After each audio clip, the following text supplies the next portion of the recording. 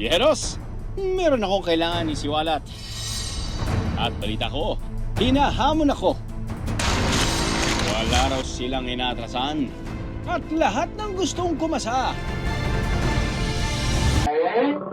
I-welcome pa raw nila with open arms. Sa true?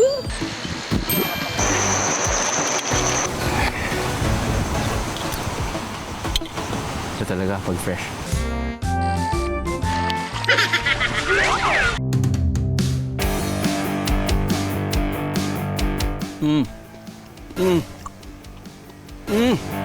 May laban siya.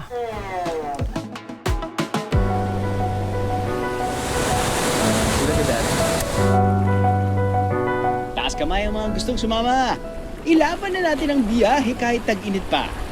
Dito yan sa San Vicente, Palawan. Palarong lahi ng mga taga San Vicente, Palawan. Kapagulong-gulong ng nakapiring sa putikan. Nahuli mo na, sir? Ha? Hindi, nahuli ko yung putik.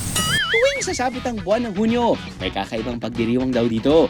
Ang trip kasi nilang kasiyahan, mapuputikan ka. Isa sa pinakaabangan ng mga lokal at turista, hulihan ng biik sa putik. So every year, dito sa San Vicente, merong festival sila na Malagnang Festival. Sa Tatay Larry, sila yung pambato ng Agutainin tribe sa paghuhuli ng biik na isa sa mga activities during ng Malagnang Festival. Now, Malagnan kasi, translated to Tagalog ay paut.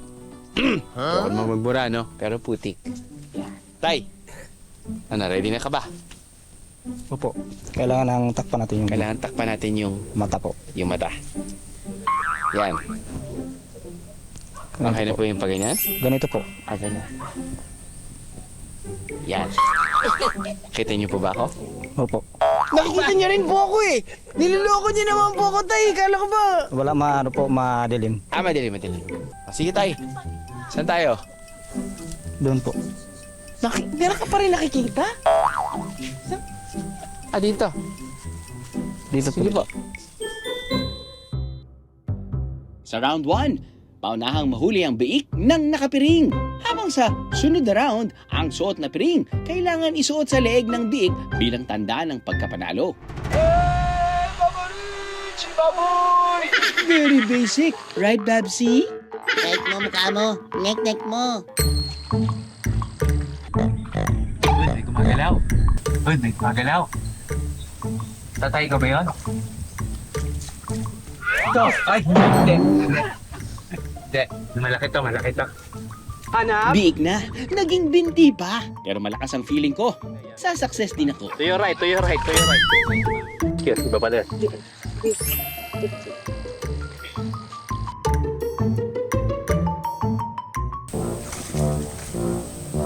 Nakamoy ko. Tandem na ba kami ni tatay? Baka lang mas umepek.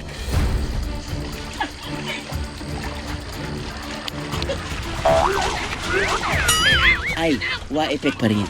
Binabawi ko na, hindi madali manghuli. Mas madali pa atang madulas. Ito bang si Babsy ay nakamute?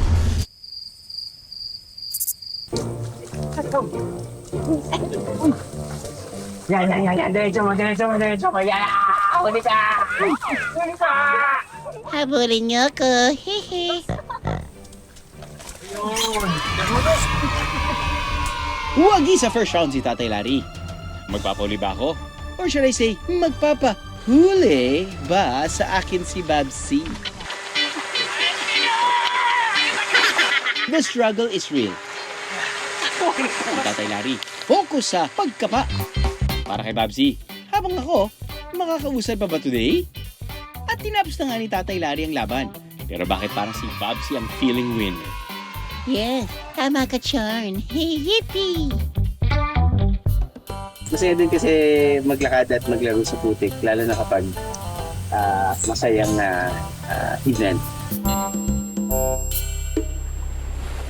Kung ang Malagnang Festival mahaba ng iminarka sa kasaysayan ng kanilang bayan, may mas hahaba pa raw dyan. Magpapahuli ba naman ang mga taga San Vicente pagdating sa palaban nilang pasyalan? Longest beach na ng Pilipinas na may habang 14.7 kilometers. Aba, nandito lang naman.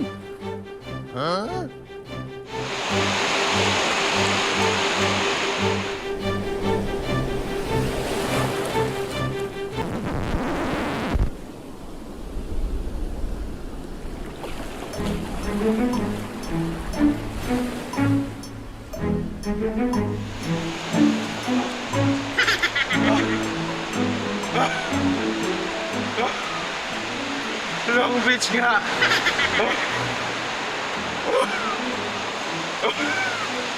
Walang bahid ng ka-OA-yan ang Long Beach ng San Vicente. 3 times na mas mahaba ito kumpara sa White Beach ng Boracay. Sa haba nito, samot-saring ganap ang pwedeng madatnan dito. Gaya na lamang ito. Sandali lang. Hindi kasi ganon. Ano ba naman? Umani ng mga papuri online ng isang video kung saang smooth na nagawa ang isang skimboarding trick. Ang views nito, pumalo lang naman ng mahigit 20 million. Ang nasa likod ng swabbing trick na ito, ang Alimanguan Skimmers. May nagpatugtog po ng tugtog ng Titanic skim po. Ay Titanic na isa po palabas. Tapos parang ginaya-gaya lang po namin na sabi ko sa kanya, "Doy, iangat mo yung kamay mo, tayo. Mag-resign na kunyari ganun." Parang katawaan lang po parang kinagabihan po agad niya, parang po agad siya, nagkumpo ka agad. Di po namin sapat akalain na po yun, magbo-viral. Haba ng pasensya raw ang kinakailangan para matutunan ng skimboarding. Buti na lang hindi problema sa kanila ang pag-iensayo dahil pagkahaba-haba ng kanilang playground. Best spot po talaga po dito sa amin sa Long Beach po dito San Vicente dahil hindi po siya tulad po sa ibang spot po namin na mabato po. Dito po sa San Vicente, kahit na matumba po kami habang nag-i-skim po kami, lazy po talaga kami. Wala kaming masyadong galos po. Hindi lang basta hobby ang skimboarding. Ang kanilang talento, ibinabahagi rin nila sa mga kabataan. Kung gusto po nila naglalaro po kami doon tapos yung mga bata minsan tingin sa amin, tinuturuan lang po namin. Wave to go, guys. I'm sure you'll make quite a splash. Kung ang mga kabataan, skimboarding ang pinagkakaabalahan sa dalampasigan, ang ibang lokal naman, paghihila ng lambat para makapangisda ang kabuhayan. Welcome ding makasali mga turista. Lakas ng braso lang daw ang puhunan para magkaulam. Do you get free fish in France? No, never. You need to pay to get some fish at the market. Kada umaga, tuwing kalmado pa ang dagat, tulong-tulong ang magkakapitbahay na ito para maitulak ang bangka papunta sa laot. Inilaladlad nila ang 300 metro ng lambat, paikot at pabalik sa pampang. Sa kanila ito, pagtutulungang hilahin. Ito ang tradisyonal nilang paraan ng pangingisda na kung tawagin, kigir. And actually, napakasaya po na experience na to. But isa po sa ipinagbabawal dito sa bayan ng San Vicente ang paggamit ng mga maliliit na mata ng lambat dahil maaaring makuha nito ang mga maliliit na isda na wala pa sa maturity stage nila. And isa po ito sa identify as unsustainable practices. Babae man o lalaki, buong lakas ang ibinibigay sa paghatak. Nagsusuot din sila sa bewang ng lambat na siyang nakatutulong sa puwersa ng paghila. Inaabot ng mahigit 2 oras ang pagkikigir. Mas maraming hahatak, mas mabilis na makakabalik ang lambat.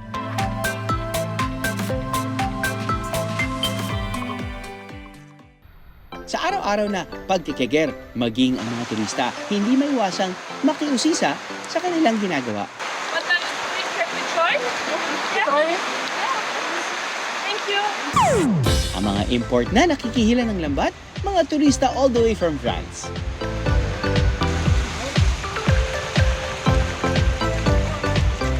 It's literally our first time we are doing this. Dahil bago sa kanilang nasaksihan, hindi napigilan ng magkaibigang tsikahin ang mga lokal. What kind of fish is it? This is species here in Philippines, slibit, they call name. Slip it? Yeah, liwit. Leave it. And this one, another fish is sapsap. Sapsa? Yeah. It's very good to be part of this traditional experience. To do something cultural, it's also better than to just be a tourist. Ang hindi nila alam, hindi lang masayang alaala at kwento ang maiuwi nila, pati ulam.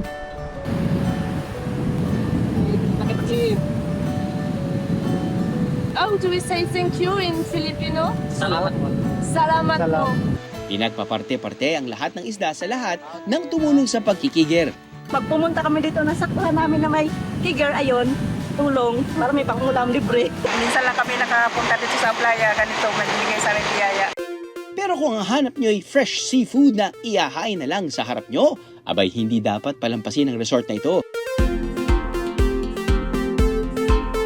Hindi lang daw magandang view at komportableng pahinga ang panlaban nila dahil halos buong araw silang nag-aalok ng fresh seafood.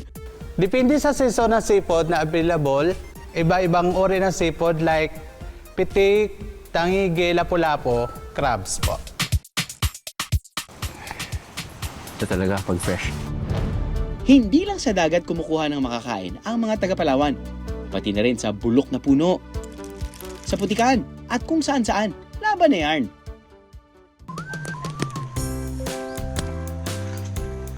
Marami na akong natutunan ng iba-ibang tribo sa Pilipinas para magpaapoy eh. Meron po ba kayong mga bato? Bato, wala eh. Meron ba kayong pwede kong ganyanin? Yung kawayan? Ay, kawayan na pwede kong ganin? Wala po eh. Wala rin eh. Ito baka feeling ko kakayanin ko to eh. Alam kong dudugo lang talaga yung kamay ko pero baka... Ikaw naman, sir. Pwede namang... Ito. Bakit hindi ko kayo nagsasalita na may posporo ho kayo? Dami niyo pong sinasabi. Tara na, simulan na Sige natin. po. Makakain na tayo. Sige po. Sige.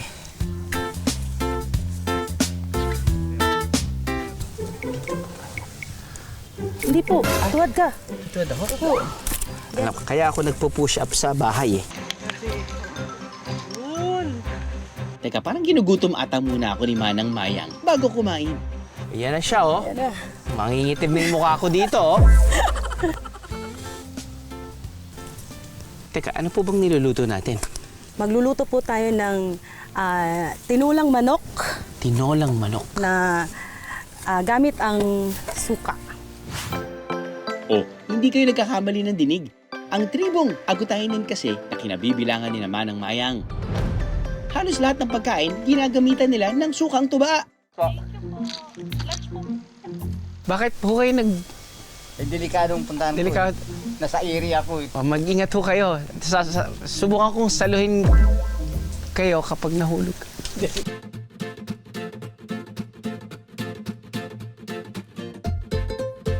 Grade 5 pa lang daw, nangangarit na si Tate Ricardo.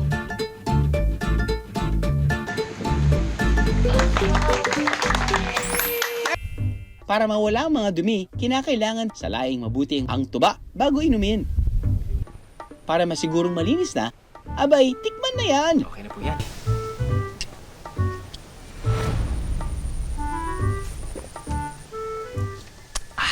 Sarap! Sarap! Sila, hindi na natin bigyan. Di na. Tayo-tayo na lang din. Wala na. Tayo lang naman magkasama dito, tatay. Sus naman. Dahil sa kadamutan, mukhang may host na hindi mapakikinabangan mamaya. Sabi ko na. Sabi ko na nga. Sabi. Ayun, kabayo ba yan?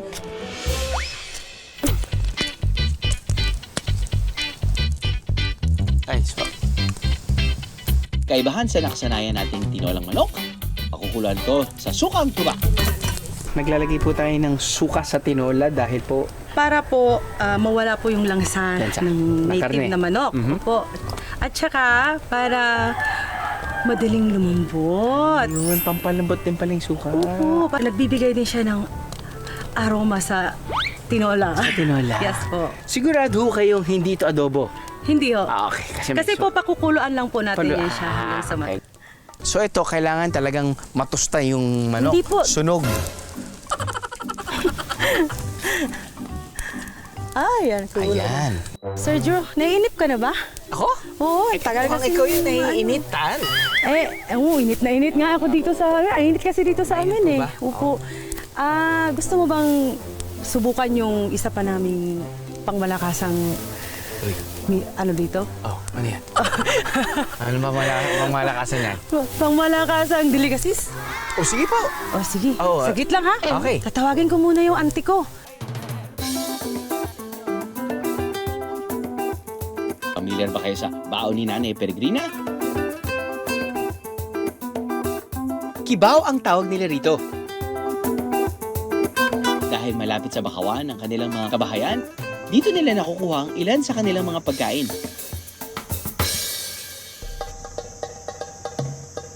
Nakukuha ito mismo sa ilalim ng putik. Pero hindi lang sa ilalim ng putikan nakukuha ang panlaman tiyan. Maging sa bulok ng mga puno.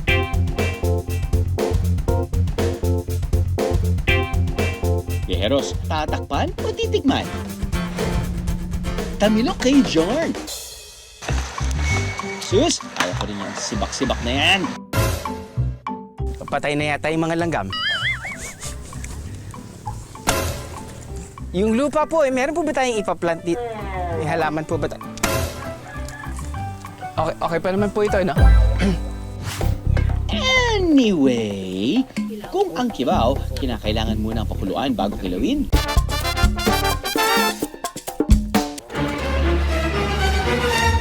Ang tamilok, lilinisin lang.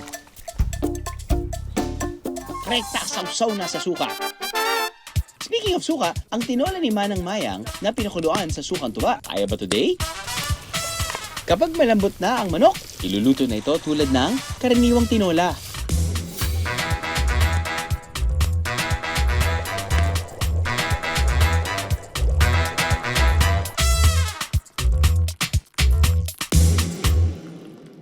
Excited ako dahil ito yung binigyan namin talaga ng mahabang panahon eh, no?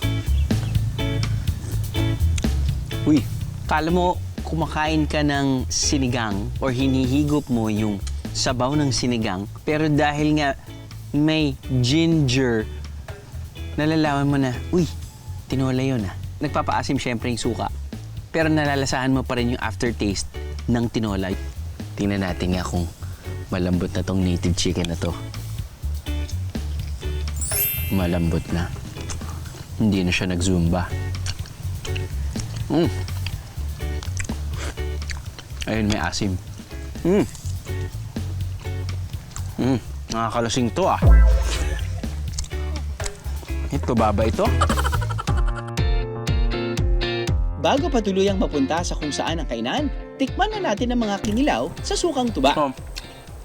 Basta't pupunta ka sa Palawan and then you're looking for something exotic, yung tamilok usually yung ino-offer ng mga tao doon. And don't get scared, kahit na nanggaling siya sa isang dead trunk ng tree at meron siyang parang beak, hindi naman siya masyadong gumagalaw. At lasa niya matamis. Parang siyang ice cream. Hindi, loko lang. Hindi pwede siyang maging oyster. Pipiliin ko yung maliit dahil sabi ni nanay yung maliit daw yung mas masarap.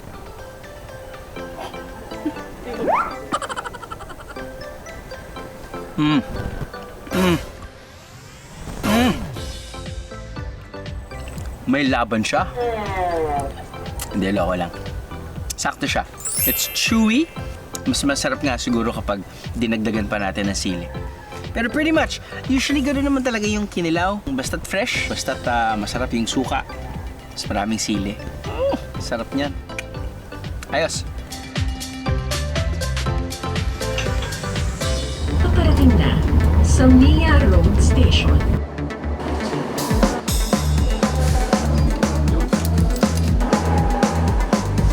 Hey viajeros! Maniniwala ba kayo sa akin pag sinabi ko sa inyo na kering-keri bimiyahe sa Metro Manila ng hassle-free from Quezon City to Parañaque City in less than an hour? Legit ito guys! So tara, sama kayo sa biyahe ko? Ipapakita ko sa inyo ang mga pwedeng puntahan sa pamamagitan ng LRT1 viajeros. Sumakay ako dito sa LRT1 Fernando Poe Jr. Station sa Quezon City. And makakahello ako sa mga Saudis in no time, thanks to Light Rail Manila Corporation. We got off at LRT1 Central Station. Maikli lang ang lalakarin mula rito papunta sa isang urban forest dito lang sa Manila. Tara, nature trip muna tayo, biyaheros!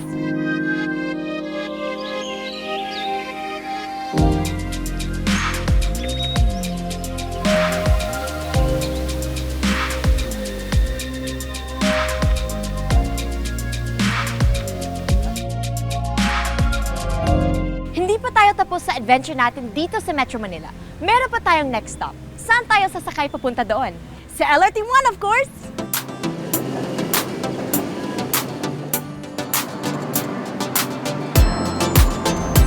Ang LRT1 ay isang ligtas na lugar para sa lahat. Para naman sa vintage vibe, meron isang cafe na walking distance lang din mula sa LRT1 Vito Cruz Station. Pwedeng mag-food trip dito. Wow! Mukbang ba to, guys?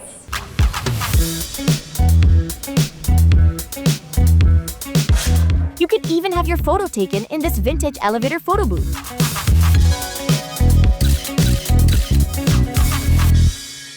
Pero pwede ring mag-chill lang dito.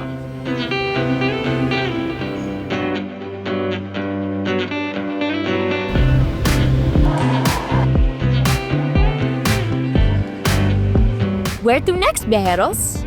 Aba, mas madali na ring marating ang southern part ng Metro Manila dahil sa mga nadagdag na stations.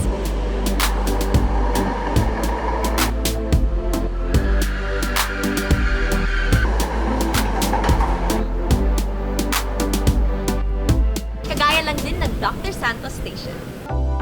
May bonus pang sunset session. It's a perfect ending to such a fun adventure. Stress-free ang gala with LRT1, di ba? Nag-enjoy ba kayo? There are a lot more places to visit with LRT1 Ikot Manila Heritage Transit Tour with LRMC and Renacimiento Manila na may monthly tours sa LRT1 stations.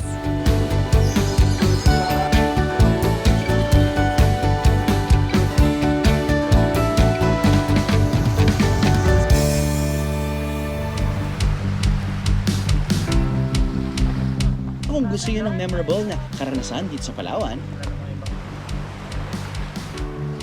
itawan ang bisita sa mga panahon ng turtle release. Madalas yan tuwing October to March, lalo na para sa species na kung tawagin ay Olive Riley, na siyang kilala sa San Vicente. Ang makitang makabalik sa dagat ang mga maliliit na pawikan, definitely one for the books. Pinagbabawal din natin, even po yung ating mga vehicles, motorbikes, bicycle, ipinagbabawal ho natin yan along the beaches because maraming mga natural habitat ang pwede nating masira at maapektuhan. Namnamin na lang ang pagbaybay sa Long Beach. Relaxing na, nakatulong pa tayong mapangalagaan ang munti nating mga kaibigan. Ano, mapabudol na ba kayo? Para marating ang San Vicente, Palawan, may direct flight mula Maynila papuntang San Vicente. Kung magkaubusan man ng upuan, maaring bumaba sa El Nido o Puerto Princesa. Mga 2 hanggang 3 oras na land trip, pararating na ang San Vicente. Hindi lang magagandang tanawin ang dadatan dito sa San Vicente, Palawan.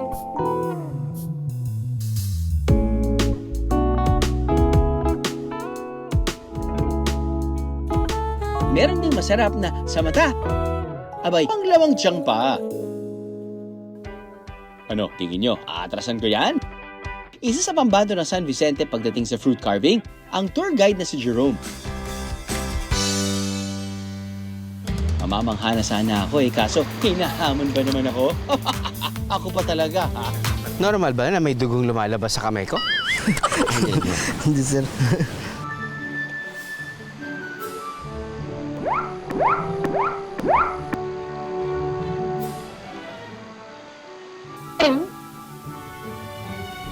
Well, sorry ka na lang, Jerome. Masyadong malawak ang imagination ko para sumunod sa basic na dinedemo mo. I'm no beginner, bro! Kumapit ang mahigpit dahil sigurado akong hindi pa handa ang mundo sa ganitong klaseng obra. Hi, basic.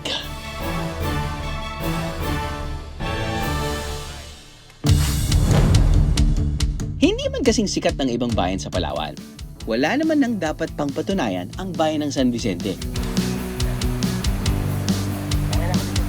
gustuhin man nating i-gatekeep ang natatanging ganda ng lugar na ito, kailangan malaman ng mga biyahero ang palabang bayang ito, no?